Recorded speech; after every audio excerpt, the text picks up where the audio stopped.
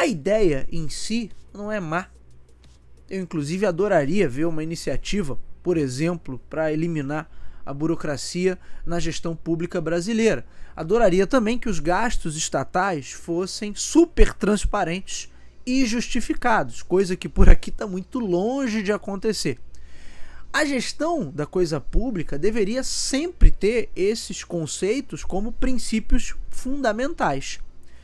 Mas será que esse realmente é o ponto de tudo que está acontecendo lá na gestão do governo norte-americano, quando Elon Musk tenta aplicar aquela coisa do founder mod, da ideia de como se toca uma nova startup, de ser disruptivo, de romper com as regras, com os limites, no sentido de gerar resultado e aprender rapidamente? Será que é isso que está em jogo lá no governo norte-americano? É, no caso, a eficiência? É, no caso, o bem, o ganho para a coisa pública?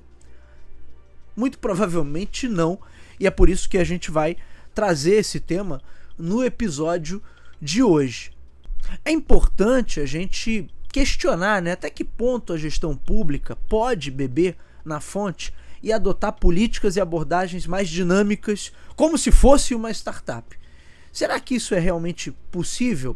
Claro que num sentido macro é sempre interessante, né, você pensar em dar maior eficiência aos governos. Em especial aqui no Brasil, existe um senso comum de que o serviço público é inchado, ele muitas vezes é bem remunerado acima do que seria necessário, é pouco fiscalizado e assim se torna um ambiente perfeito para um exército de parasitas que nada fazem além de sugar todo o dinheiro dos contribuintes.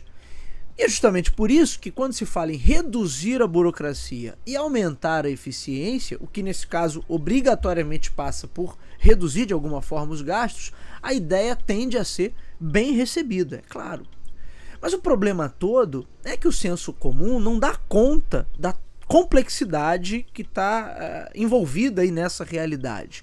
Em muitas situações, inclusive, o senso comum está redondamente equivocado.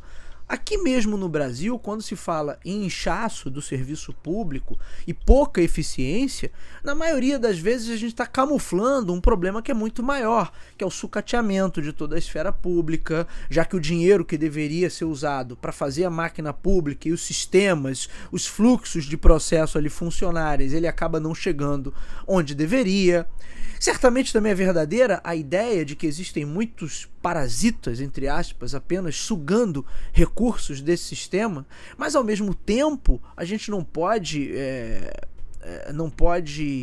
deixar de perceber que faltam servidores em praticamente todas as esferas, que lidam inclusive com situações com questões críticas e de assistência à população. Falta efetivo policial em regiões violentas, faltam médicos e enfermeiros nos postos de saúde, nos hospitais públicos, faltam equipes e profissionais para cuidar da infraestrutura das nossas cidades, falta o básico, como por exemplo profissionais de limpeza e conservação em número para dar conta das demandas em grandes centros urbanos, como é o caso do Rio de Janeiro. Mas existem os parasitas? Certamente existem, mas eles não representam a maioria. Além disso, é um erro normalmente originado dentro das corporações quando se imagina a máquina pública e o seu corpo de servidores apenas por uma perspectiva operacional. Os servidores públicos são muito mais do que meros executores ali de tarefas administrativas. São agentes na construção e implementação de políticas públicas efetivas.